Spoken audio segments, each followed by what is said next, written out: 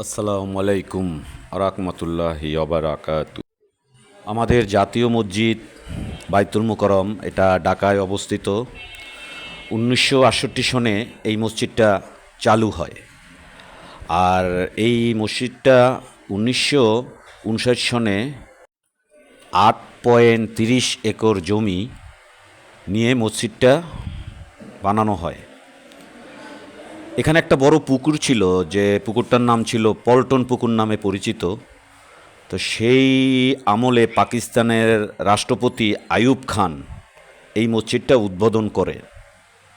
তো মসজিদটায় এখন প্রায় 40,000 লোক একসাথে নামাজ পড়তে পারে, এবং শুক্রবার বা রমজান মাসে লোকজন একটু আরও বেশি হয়। তো আসলে এই মসজিদটা আপনাদের যদি ভাল লাগে একটু লাইক, শেয়ার, কমেন্টস করেন, চ্যানেলটারে সাবস্ক্রাইব করেন। ধন্যবাদ।